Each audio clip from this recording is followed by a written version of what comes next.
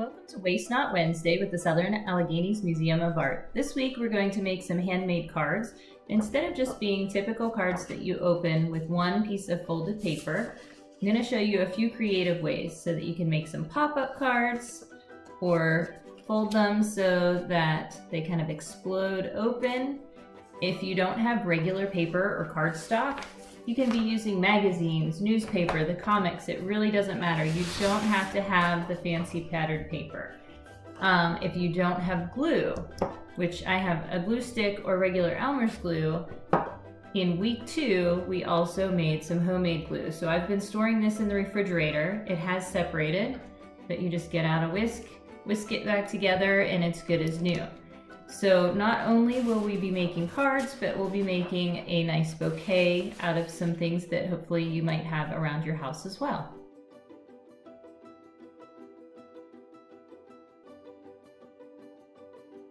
Supplies this week are fairly simple. You just need any type of paper. Notebook paper would even work. A pair of scissors. If you have a paper cutter, that is helpful to get straight lines, but if you don't, just any straight edge or ruler or even against the edge of a box will work.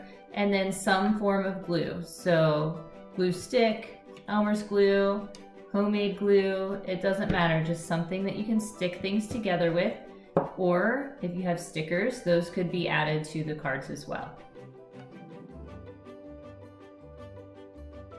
The first pop-up card is always cute because you can create a favorite animal. You can make yourself saying I love you. This is just a little made-up creature for something fun, but it's going to open up a very large mouth. And so as you open that mouth, it pops out of the card. And this is one of the most simple ways to make a pop-up card. You need 2 pieces of paper, one for the inside and one for an outer shell. The inside paper is best to be a bit thinner, and it is folded in half, either direction, whatever way you want your card to go. But when you fold it in half, you want to open it up and fold it backwards on that same crease several times, because the more you crease the paper, the easier it will pop out the opposite direction when you need it to. After you then slit the middle, you will be able to fold these like tent flaps. I guess if I turn it this way, it looks more like a tent. So I fold it open like tent flaps, and again, recrease. If you recrease back and forth a few times, it makes it so much easier to open up. So when you do open it up, you will be able to pop just that center diamond out the opposite direction. And when it pops out the opposite direction, it's much easier to do on a flat surface. You are given that wide open mouth. So it will look like this when it's folded in half, if that is popped out the opposite direction, so that when you open it up, it's going to flap open and close. And that's why you want that second shell, to create a backer to cover this part and to give it the color inside the mouth. And then you're able to draw around. It's also easiest to create all of your decoration first. Draw it before you glue it into here. And when you glue, you want to place glue everywhere that it's flat, but not anywhere on the open mouth. To decorate, you can do so many different things. Any supplies you have, just a pencil drawing if that's all you have. Crayons, oil pastels, chalk pastels. You could create a watercolor painting with the homemade watercolors from videos from week 1. Markers, so be creative with whatever it is that you add inside, and put a nice message for your mom for Sunday.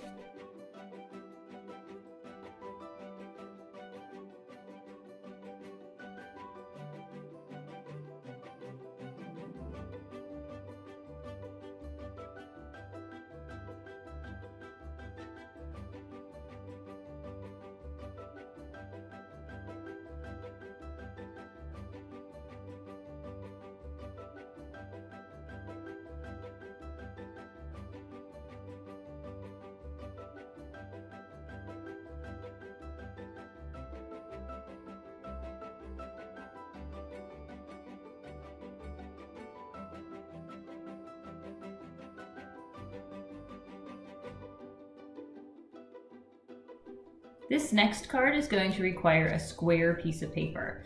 and it is going to flap open like this, and it's fairly easy folds. It also will flip all different directions, so recreasing is helpful. But to start off with a square piece of paper, if all you have is a rectangle, what you need to do is flip one corner up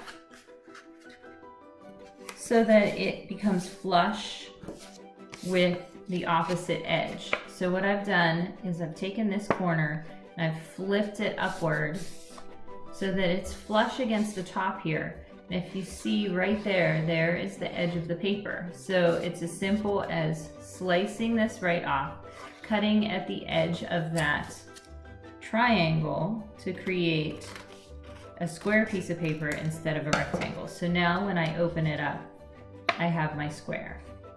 You can also, of course, use a ruler and measure, but that's one really no-fail way to do it that is simplified.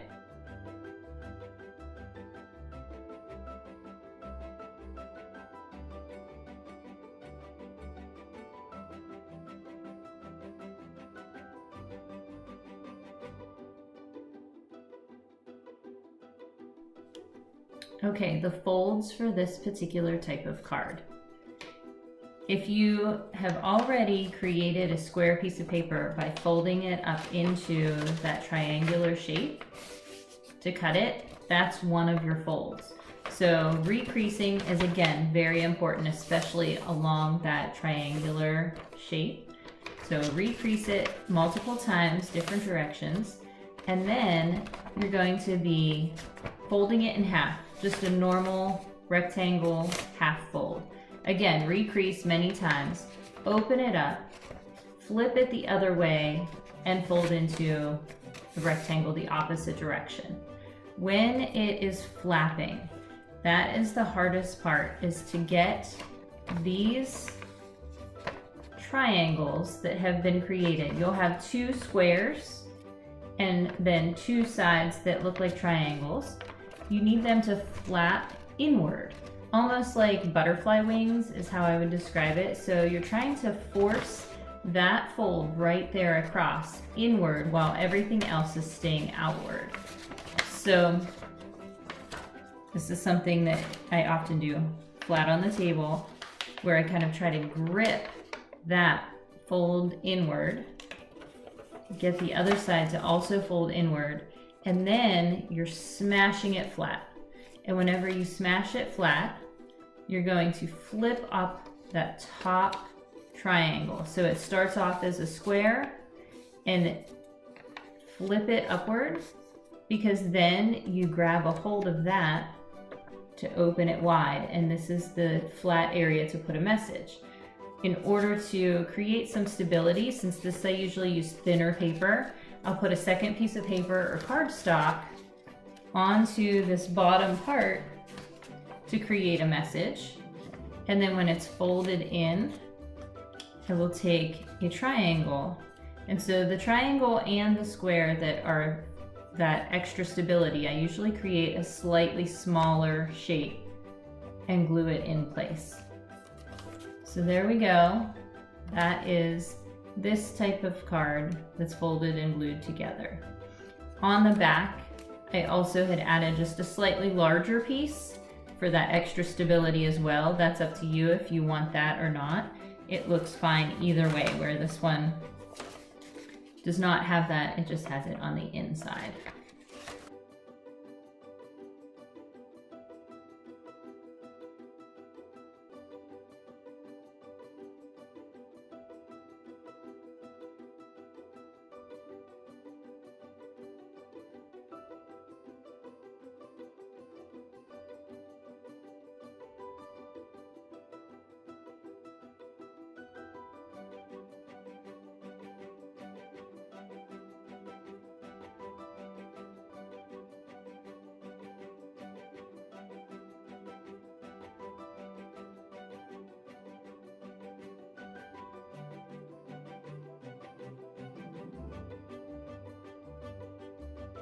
In order to create an envelope for your card, and this would be for the 8.5 by 11 standard size paper, you would want a square piece of paper that's larger than that. So I'm going with a 12 by 12 piece of square paper.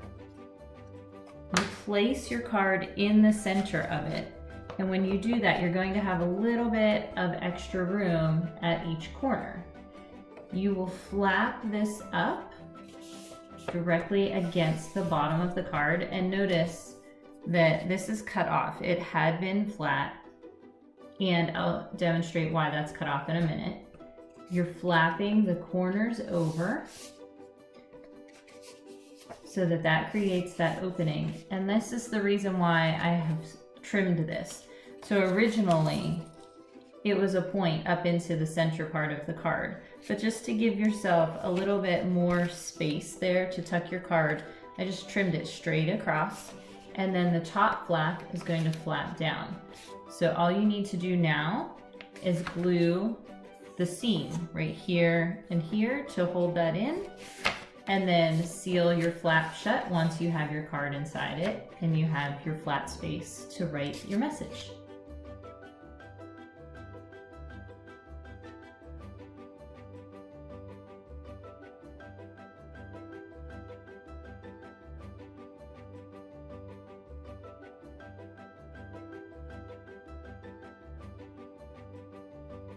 So with this envelope, I did trim right across the top here so there wasn't that point getting in the way. But you may notice that there's a little bit of an overlap at the corners here, each place that it has been folded. And so if you open it up and look, there's a little notch in each of those areas that you can actually take your scissors and cut out to eliminate that extra layer. So you're just trimming it right on the fold that's happening there and pulling that off of it. And whenever you fold it back up, it isn't quite as thick and bulky. So when you glue it, you're gluing one layer of paper over top of one layer of paper instead of a total of 4 in those corners. So now I'm going to fold this back. See how they're notched out? Fold that up over and over, and it just gives a little cleaner line. You want to do that. That's an extra step that's not absolutely necessary, but it does make it a little easier to fold. To make a card for your square card that flips up like this, you're still taking a square piece of paper. So this was made out of an 8.5 by 11 piece of paper. These are actually the same size. So the card folds up small enough that if you then use a square piece of paper, also an 8.5 by 11 that is just cut off a little bit, you'll have plenty of room. So you're placing it in the center, just as we did with the other one, only the other was rectangle and this one is square. So you're placing it in the center and you're folding up, folding over, and folding down. It can be as simple as that, where you stop, or where there's overlaps. When you're folding, it creates these little extra triangles. So you can actually take your scissors and cut those off so there's not a thick space there. So I'm notching it out right on the crease. And as soon as I do that, you'll see it just doesn't have the bulk that it originally had. So now it's a bit like a flower. Place this in the center. Fold up, fold over, and now this flaps down without that extra being in the way. So you can give this a little line of glue to stick, a little line of glue to stick, and then once you do this, you can seal it with a sticker, you can tuck it, you can glue it, and create your message on the front.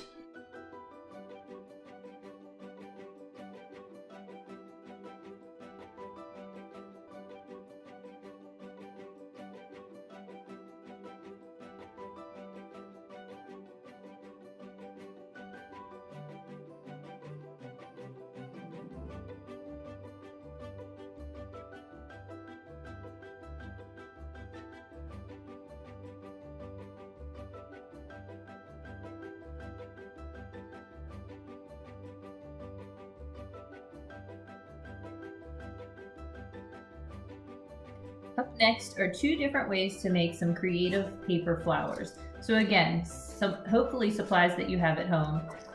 One is just a couple pieces of computer paper, and if you have pipe cleaners, that could work as a stem. I don't, so I'm using some straws, and then either tape or glue. That's it for one, and scissors. And the other, I'm taking tissue paper and using small little bits of it that I've cut up into squares, and a paper towel roll. The other supplies you would need for that, I guess, are scissors and glue, and that's all.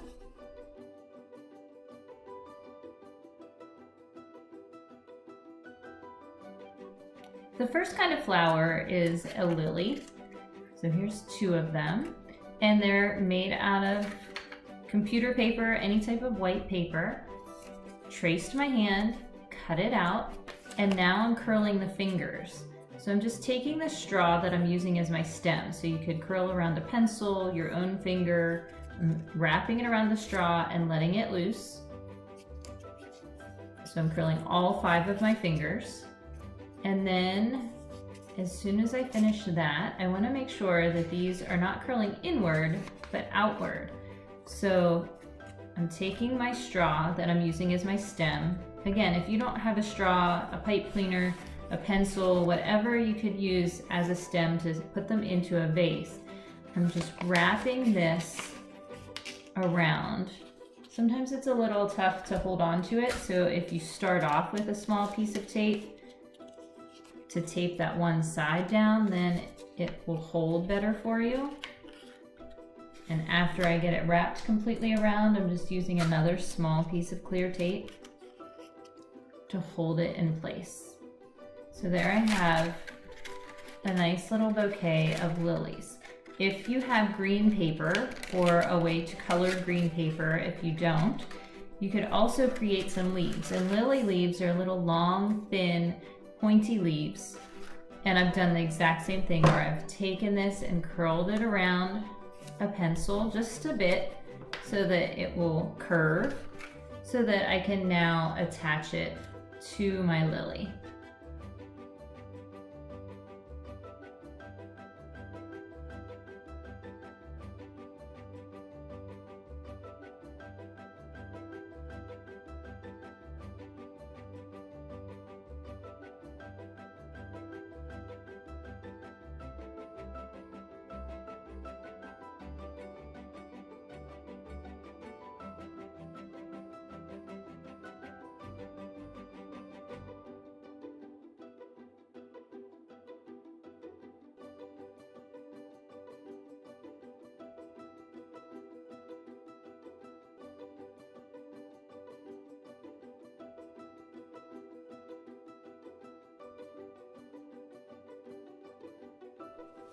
For the second kind of flower, I'm making a hyacinth. And so I'm taking a paper towel roll and a strip of green tissue paper and rolling the bottom of it up so that it covers, just taping right there, so it covers it as part of the stem. I'm just going as high as it will go, and then I will come down to meet that area with the flower petals. So there we go. We've got that part of it prepared. In order to fill this flower with petals, what I'm now doing is taking small pieces of pink. Hyacinths are also white, different shades of pink and purple. So if you have white tissue paper, because that's more common, that's still going to match this type of flower. And I'm actually using a pencil to kind of gather the tissue paper around it. So that just helps create the texture and allows me to dip it in my glue and then place it onto the paper towel roll without my fingers getting very messy. So I'm going to continue filling this up, and since that will take some time, I'll pause the video. And whenever I'm done, there will be textural petals lining this entire tube. Ooh. So if it does pop off with the pencil, just use both hands to kind of hold it as you remove that pencil. And there we go. That's the start of it.